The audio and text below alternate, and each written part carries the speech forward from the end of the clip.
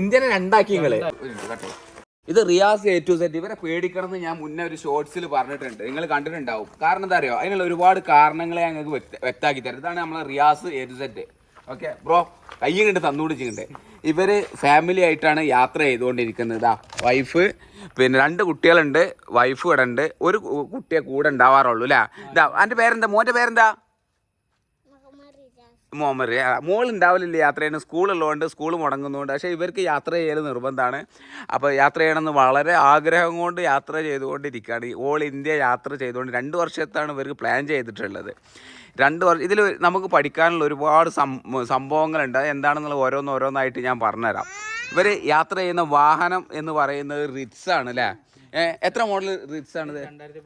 2014 model ഒരു Ritz ആയിട്ട് all India യാത്ര ചെയ്യുന്നത്. ഈ ഒരു സാധനത്തിനെ കുറിച്ച് ഞാൻ മുന്നേ റീലിൽ പറഞ്ഞിട്ടുണ്ട്, ഒരു വാക്യം വ്യക്തമായി തരാം. ഇവരെ വണ്ടിയും കാര്യങ്ങളൊക്കെ നമ്മളൊന്ന് കാണും. ഡോറും തുറക്കും ബ്രോ.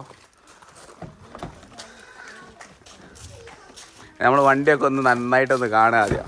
ഇതാണ് ഇവരുടെ യാത്രയുടെ സെറ്റപ്പും കാര്യങ്ങളൊക്കെ കേട്ടോ. ആണോ ബാഗ് സാധനം ഇതൊക്കെ. ഇപ്പോൾ ഒരു 35 ദിവസത്തോളം യാത്ര കഴിഞ്ഞിട്ട് അവർ ഇപ്പോൾ തിരിച്ചു വന്നതാണ്. പെരുന്നാളൊക്കെ നാട്ടിൽ കൂടാ മക്കളോടൊപ്പം എന്നുള്ളത്.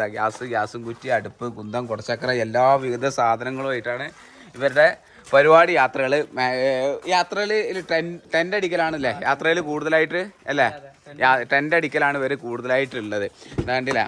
അപ്പോൾ ഇതിൽ പിന്നെ ചില സമയങ്ങളിലൊക്കെ റെസ്റ്റ് എടുക്കേണ്ട സമയങ്ങളിൽ ഇതൊക്കെ. ഇപ്പം നിലവിൽ തമിഴ്നാടിൻ്റെ ഒരു 1/3 ഭാഗം നിങ്ങൾ കവർ ചെയ്തിട്ടുള്ളൂ. അപ്പോൾ നമ്മൾ കുറേ വണ്ടിയൊക്കെ ഏകദേശം കണ്ടില്ല റിയാസ്. പിന്നെ ഇപ്പം എത്ര ഏകദേശം തമിഴ്നാടിൻ്റെ ഒരു ഭാഗത്ത് എത്തിയപ്പോൾ 35 ദിവസത്തെ യാത്ര. ഇപ്പോൾ ഏകദേശം ഇന്ത്യ മൊത്തമായിട്ട് കവർ ചെയ്യാൻ ഏകദേശം ഈ ഒരു പോകുന്ന രീതിയിലാണെന്നുണ്ടെങ്കിൽ ഏകദേശം എത്ര ടൈം എടുക്കും?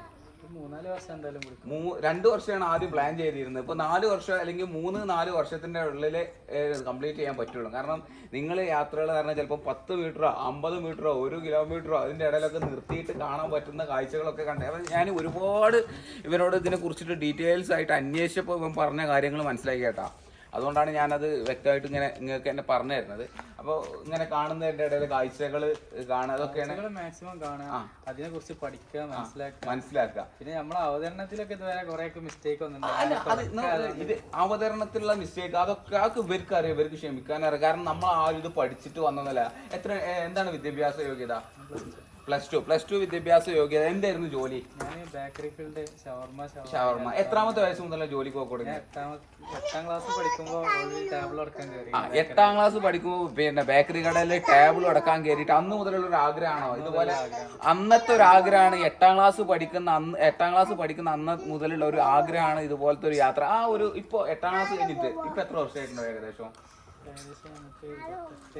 ഇപ്പൊ എത്ര വയസ്സായി? 28 വയസ്സായി. അപ്പൊ ഏകദേശം ഒരു 13 വയസ്സിലുള്ള അന്നത്തെ ഒരു ആഗ്രഹമാണ് 28ാമത്തെ വയസ്സിൽ നേടിയെടുത്തുകൊണ്ടിരിക്കുന്നത്. അണ്ടാ അപ്പൊ ആഗ്രഹങ്ങളെ നമ്മൾ മൂടി വെച്ചല്ല. ആഗ്രഹങ്ങൾ എന്നും ആ 8ാമത്തെ വയസ്സ് മുതൽ 8ാം ക്ലാസ് പഠിക്കുന്ന അന്ന് മുതലുള്ള ആഗ്രഹങ്ങളെ അവർ ഉയർത്തി വലുതാക്കി കൊടുത്ത് ഇന്ന് യാത്ര ചെയ്യുന്ന ഒരു അവസ്ഥയ്ക്ക് പോയി. 8ാം ക്ലാസ് പഠിക്കുന്ന അന്ന് ജോലിക്ക് പോയിട്ട് ഗൾഫിലൊന്നും പോയിട്ടൊന്നുമല്ല. അപ്പോൾ ഇതിനൊരു ഒരുപാട് ഫണ്ടും കാര്യങ്ങളൊക്കെ വേണമല്ലോ. യാത്ര ചെയ്യാൻ എങ്ങനെയാലും ഇപ്പോൾ ഡീസൽ അടിക്കണം ബസ്സിൽ. അപ്പോൾ ഒരു ദിവസം ഏകദേശം എത്രയാണ് എക്സ്പെൻസ് വരിക? ഒരു ദിവസം ഒരു 500 രൂപ മാക്സിമം എക്സ്പെൻസ് എന്നുള്ള രീതിയിലാണ് പോകുന്നത്. 500 രൂപയിൽ ഒരു ദിവസത്തെ യാത്രയിൽ ഭക്ഷണം, എണ്ണ, പിന്നെ ബാക്കിയുള്ള എല്ലാ ചെലവും കൂടി 500 രൂപയിൽ ഒതുങ്ങണം. അതാണ് അതിലേറെ. അത് മാക്സിമം ഒരു 600. ഇന്നത്തെ ഒരു ട്രിപ്പിന്റെ ഇന്നത്തെ ഒരു ചെലവ് 600 ആയി കഴിഞ്ഞാൽ നാളെ അത് 400 ആക്കും. അപ്പോൾ ടാലി ആക്കിയിട്ട് 500 രൂപയാണ് എണ്ണ, പിന്നെ ഫുഡ് കാര്യങ്ങളൊക്കെ കൂടി ചിലവ്. കാരണം എന്താ വെച്ചാൽ അതിനുള്ള മോശമാക്കിയിട്ട് പറയില്ല, അതിനുള്ള വരുമാനം ഇവർക്കുള്ളൂ. കാരണം അവർ വരുമാനത്തിനനുസരിച്ച് യാത്ര ചെയ്യാണ്. കാരണം എന്ന് വെച്ചാൽ യാത്രയ്ക്ക് എങ്ങനെയാലും എക്സ്പെൻസ് വരും. 500 രൂപ പറഞ്ഞു കഴിഞ്ഞാൽ ഈ 500 രൂപ കണ്ടെത്തുന്നത് വെച്ചാൽ ഇത്ര കാലത്തെ സമ്പാദ്യം ഒരു ബിസിനസ്സിൽ, ചെറിയൊരു ബിസിനസ്സിൽ ഇട്ടിട്ട് അതിൽ നിന്ന് ഡെയിലി ഒരു 500 രൂപ വരുമാനം വരുന്ന ഒരു ബിസിനസ്സിൽ ഇവർ ഫണ്ട് ഇട്ട് ഒരു ചെറിയൊരു എമൗണ്ട് ഇട്ട് ആ ഡെയിലി 500 രൂപ വരും. അതായിട്ടാണ് ഇവരുടെ നിത്യ ചെലവുകൾ മൊത്തം കടന്നുകൊണ്ട് എന്ന് കരുതിയിട്ട് യാത്ര നിർത്തിച്ചാൽ മൂത്ത മകളെ യാത്രയിൽ ഉൾപ്പെടുത്തലില്ലല്ലോ, കൊണ്ടുപോകണില്ലല്ലോ. നമ്മളവളെ സ്കൂള് വെക്കേഷൻ കാര്യങ്ങളൊക്കെ ഉണ്ടാവില്ല. അപ്പൊ നമ്മൾ ഇവിടെ വന്നിട്ട് അവളെ കൊണ്ടുപോകും.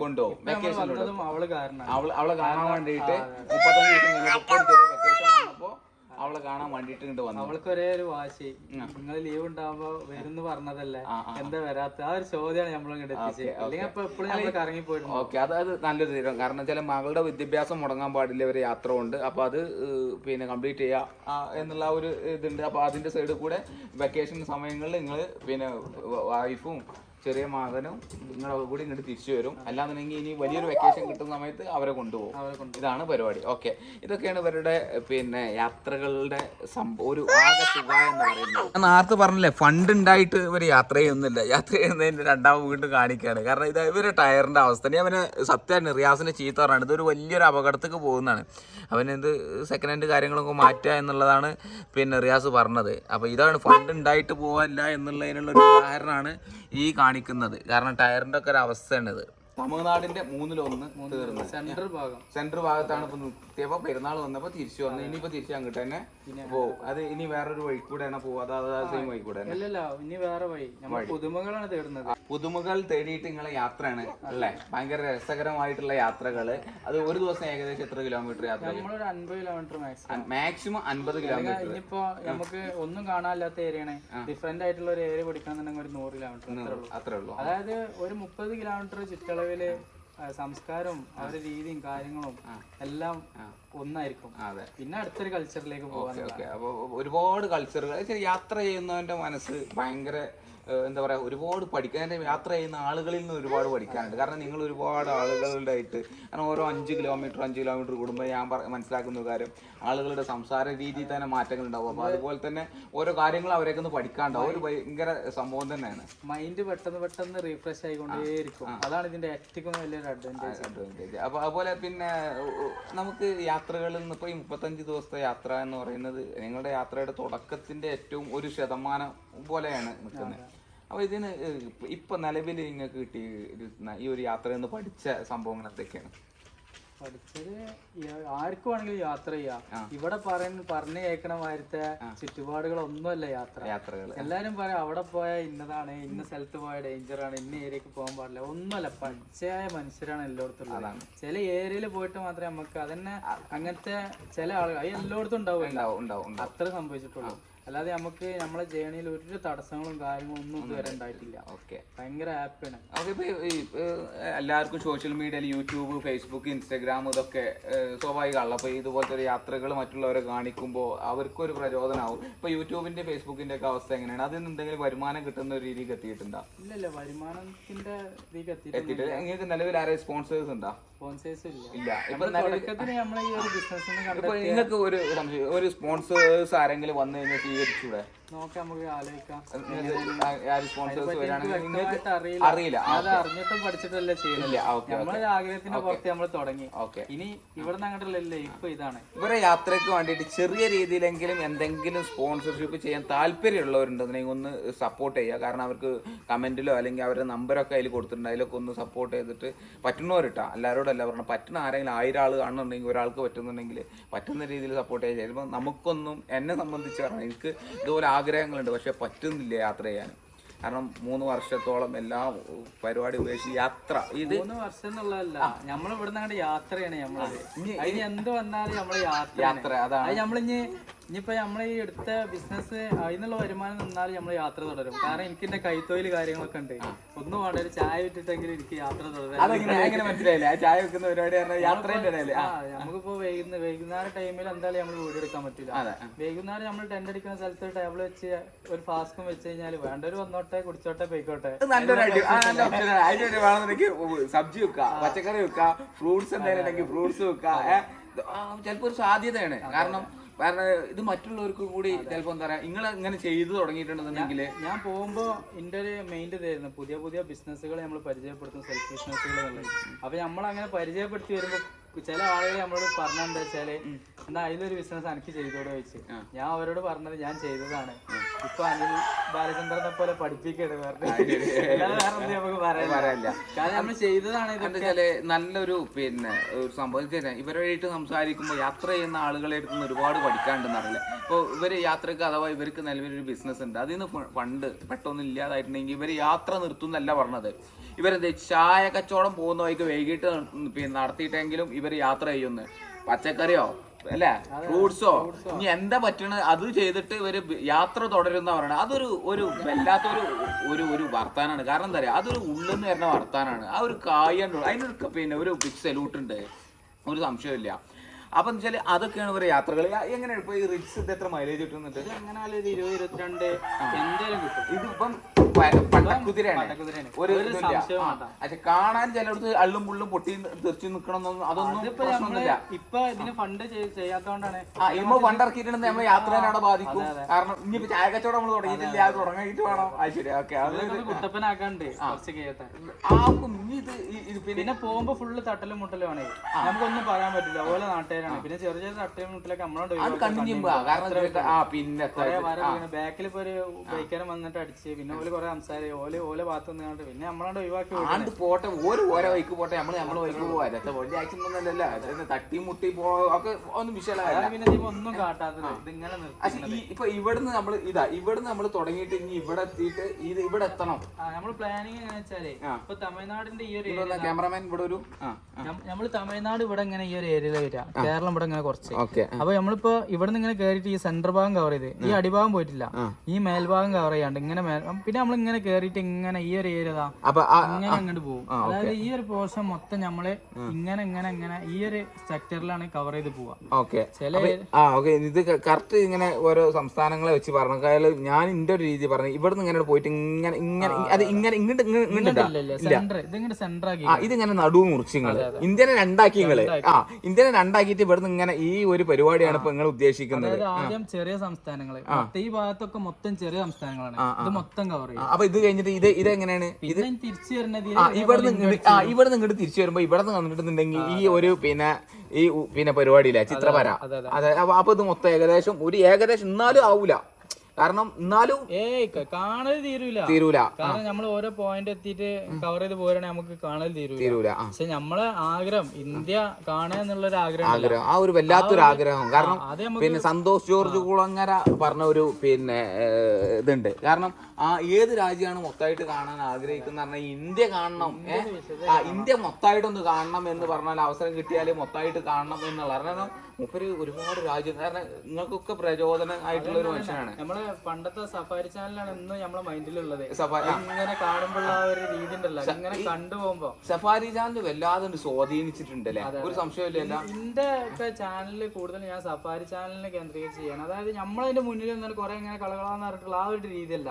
എന്റെ രീതി എങ്ങനെയാ വെച്ചാൽ നമ്മൾ യാത്ര ചെയ്യുമ്പോൾ അവിടെ ഇറങ്ങിയിട്ട് അത് കാണിച്ചിട്ട് അടുത്തത് അവിടെ ഇറങ്ങിയിട്ട് കാണിച്ചിട്ട്, അല്ലാതെ റോഡ് അതാണ് ഈ റിയാസ് A to Z എന്ന് പറയുന്നത്. A to Z ആയിട്ട് കാണിക്കുക എന്നാണ് അതിന്റെ. നമ്മൾ പഠിക്കുക എന്നുള്ളതാണ്. എനിക്കിപ്പോ ഇന്ന ഒരു വിഷയം കിട്ടിക്കഴിഞ്ഞാൽ ആ വിഷയത്തെ കുറിച്ച് പഠിക്കണം, മൊത്തത്തിൽ പഠിക്കണം എന്നുള്ളതാണ്. നമ്മൾ പഠിച്ചത് മറ്റുള്ളവർക്ക് പറഞ്ഞു കൊടുക്കുക, അതാണ് ഞാൻ ചാനൽ കൊണ്ട് ഉദ്ദേശിക്കുന്നത്. A to Z ആയിരിക്കണം നമ്മൾ ചെയ്യുന്നത്, A to Z ആയിരിക്കും. അപ്പൊ അങ്ങനെയൊക്കെയാണ് പരിപാടികൾ, കാര്യങ്ങൾ. വണ്ടിയൊക്കെ നിങ്ങൾ കണ്ടില്ല, ഒന്നും കൂടി വേണമെങ്കിൽ കാണിച്ചു തരാം. വണ്ടീന്റെ ഒന്ന് ഇതാക്കിയ ടെന്റ് കാര്യങ്ങൾ ഇതൊക്കെ ഇതിലാണ്. വേണമെങ്കിൽ ഇതാ ഇപ്പൊ ഇവര് രണ്ടുപേരും ഇവിടെ ഇരിക്കും. പിന്നെ കുട്ടി ഉണ്ടാവുന്ന സമയത്ത് കുട്ടി മുന്നിലിരിക്കും, ഇവിടെ കിടക്കുക. പിന്നെ നമ്മൾ ഈ ഉച്ച ടൈമിൽ നല്ല ചൂടായിരിക്കും, അതായത് 12 മണി കഴിഞ്ഞാൽ പെരിഞ്ചൂടായിരിക്കും. അപ്പൊ നമുക്ക് യാത്ര ചെയ്തിട്ട് ഒരു സാഹചര്യം ഉണ്ടാവില്ല വീടെടുക്കാൻ പുറത്തിറങ്ങാൻ. പിന്നെ നല്ല ടയേർഡ് ആയിരിക്കും. അപ്പൊ അതിലേറല്ലേ നമ്മളെ 12 മണിക്ക് സൈഡ് ആക്കുക. ഇവിടെ നമ്മൾ വിരിപ്പും കാര്യങ്ങളൊക്കെ വിരിച്ച് ഇങ്ങനെ സെറ്റ് ആക്കിയിട്ടുണ്ടാവും. നമ്മളെ ചാനൽ കാണുന്നവർക്ക് അറിയാം. എന്നിട്ട് അവിടെ കയറി കിടക്കും. പിന്നെ നമ്മളൊരു 4:30 മണി അല്ലെങ്കിൽ ഒരു 3:30 മണിക്ക് നമ്മൾ പിന്നെ യാത്ര തുടരുള്ളൂ. അപ്പൊ നമ്മൾ ടെന്റ് അടിക്കാനുള്ള സമയമായി, ഒരു 7 മണി ഒക്കെ ആവും, അല്ലെങ്കിൽ 6 മണിയാവും. അപ്പൊ നമ്മള് നല്ലൊരു സ്ഥലം കിട്ടി അവിടെ ടെന്റ് അടിക്കും, അവിടെ തങ്ങും.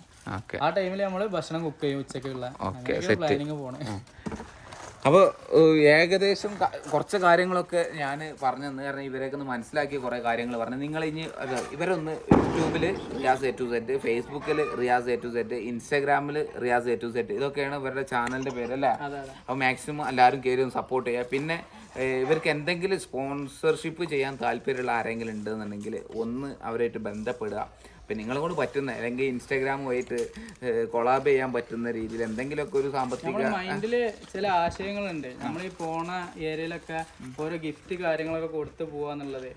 നമ്മൾ മുഖം കാണിച്ചാണ്ടല്ല, ഈ ഒന്നും പട്ടിണി ഭാഗങ്ങളാണ് നമ്മൾ പോണ സ്ഥലത്തൊക്കെ. ചില മക്ബറിക്ക് പോകുമ്പോണ്ടാവും, ചില റോഡ് സൈഡിലുണ്ടാവും. അപ്പൊ ഞങ്ങളെ കൊണ്ട് കഴിയൂല. ഞാൻ ഇപ്പൊ പറഞ്ഞില്ല, 500 റുപ്യ നമ്മളെ ഒരു ദിവസത്തെ ബഡ്ജറ്റിന്റെ പ്ലാനിങ്. അതിൽ നമുക്ക് ഓലെ ഓരോരുത്തർക്കും എന്തെങ്കിലും ഒരു ചെറിയ ഗിഫ്റ്റ് സോഷ്യൽ മീഡിയ വരുമാനം എന്തെങ്കിലും എത്തിയാണെന്നുണ്ടെങ്കിൽ പോലും നിങ്ങൾക്ക് ചെയ്യാമായിരുന്നു. പക്ഷെ അങ്ങനെ ഒരു അവസ്ഥ ഇല്ല. പിന്നെ നിലവിലുള്ള നിങ്ങളുടെ ഒരു വരുമാന സ്രോതസ് എന്ന് പറഞ്ഞാൽ ഡെയിലി ഒരു 500 രൂപ എന്നുള്ളതാണ്. അതിന് നിങ്ങൾ ഏകദേശം ഒരാളുടെ ചെലവ് തന്നെ വരുന്നുണ്ട്. നിങ്ങളുടെ ചെലവ് തന്നെ വരും 500 രൂപ എന്ന് പറയുന്നത്, മാസം 15,000 രൂപ എന്ന് പറയുന്നത്. അപ്പൊ ഇതിന് പുറമെ എന്തെങ്കിലും ഒരു ഗിഫ്റ്റ് അല്ലെങ്കിൽ ആർക്കെങ്കിലും ഒരു ഭക്ഷണം വാങ്ങിച്ചു കൊടുക്കുക, എന്തെങ്കിലുമൊക്കെ ചെയ്തിട്ട് മുഖം കാണിക്കാതെ നമ്മളെ ഈ ചാനൽ കാണുന്ന ആളുകൾ നമുക്ക് അങ്ങനെ സപ്പോർട്ടിങ് തരികയാണെങ്കിൽ ഇവർക്ക് ഫുഡോ അങ്ങനെ എന്തെങ്കിലും കൊടുക്കാൻ എന്തെങ്കിലും സഹായിക്കാൻ പറ്റുന്ന ആരെങ്കിലും ഉണ്ടെന്നുണ്ടെങ്കിൽ നിങ്ങളായിട്ടൊന്ന് ബന്ധപ്പെടുക. അതൊക്കെ ഒരു നേരത്തെ ഭക്ഷണം കൊടുക്കുക എന്നുള്ള നമ്മളെ ആഗ്രഹം. അത് നിറവേറ്റാനുള്ള സാഹചര്യത്തിൽ നമ്മൾ ഈ ഫണ്ടും കൊണ്ട് നടക്കൂല. അപ്പൊ അതിന് താല്പര്യമുള്ള ആളുകൾ നമ്മളായിട്ട് കൊളാബ് ചെയ്താൽ മതി. ആ ഒരു വീഡിയോ നമ്മൾ അവരെ മുഖം കാണിക്കാതെ ഇപ്പൊ നമ്മളെ മകനെ കൊണ്ടോ ആരെക്കൊണ്ടെങ്കിലും വെച്ചെടുത്തുകൊണ്ട് പോരാ, അങ്ങനെയൊക്കെയുള്ള പരിപാടിയായിട്ട് പോവാൻ നല്ല തീരുമാനം. നമുക്ക് വരുമാനം ആവണേ, നമ്മളെ വരുമാനത്തിന്റെ പകുതി ഭാഗം അതിന് ഉപയോഗിക്കണം എന്നുള്ള ആഗ്രഹക്കാരനാട്ടെ ഞാൻ. അപ്പൊ അങ്ങനെയുള്ള ഒരു ഉദ്ദേശം ഉണ്ട്. അപ്പൊ അങ്ങനെ എന്തെങ്കിലും ആരെങ്കിലും താല്പര്യമുള്ള 1000 ആളുണ്ടെങ്കിൽ അതിന് ഒരാൾ കേൾക്കുന്ന താല്പര്യം ഉണ്ടെങ്കിൽ വരട്ടെ. ഒരാളിപ്പോ ഒരു 500 തന്നാലും ആ 500 നമുക്ക് മിനിമം ഒരു 10 ആൾക്ക് മേടിച്ചു കൊടുക്കാം. അതെ, തീർച്ചയായിട്ടും 50 റുപ്യ വെച്ചിട്ടല്ലേ നമ്മൾ ഉണ്ടാക്കി കൊടുക്കാൻ നമ്മൾ അതിലേറെ ആഗ്രഹിക്കുന്നുണ്ട്. ഒരാൾ പറയണം നിങ്ങൾ ഉണ്ടാക്കിയോളി ബിരിയാണി അല്ലെങ്കിൽ ഇന്ന സാധനം ഉണ്ടാക്കി, നമ്മളെല്ലാ കുക്കിങ്ങും അറിയണതാണ്. അത് മാനമായിട്ട് നമ്മൾ കഴിക്കുന്ന ഭക്ഷണങ്ങളൊക്കെ നമുക്ക് അറിയണതാണ്. അപ്പൊ അങ്ങനെ ഒരു താല്പര്യം പറഞ്ഞിട്ട് ഒരാൾ വിളിച്ചു പറയാം ആ ഫണ്ട് നമുക്ക് കിട്ടി കഴിഞ്ഞാല് അത് ഫുള്ള് വീഡിയോ ആക്കിയിട്ട് അവർക്ക് നമ്മൾ തിരിച്ച് കാണിച്ചു കൊടുക്കുന്നത് നല്ലൊരു തീരുമാനമാണ്. അപ്പൊ എല്ലാവിധ വിജയാശംസകളും നമ്മൾ നേരാണ്. കാരണം ഉയരങ്ങളിലേക്ക് എത്തട്ടെ. പിന്നെ സോഷ്യൽ മീഡിയയിലും അതുപോലെ എല്ലാവരും അറിയുന്ന ഒരു ട്രാവൽ ബ്ലോഗർ ആവട്ടെ എന്ന് ആത്മാർത്ഥമായിട്ട് പ്രാർത്ഥിക്കുകയാണ്. ഒക്കെ സന്തോഷം.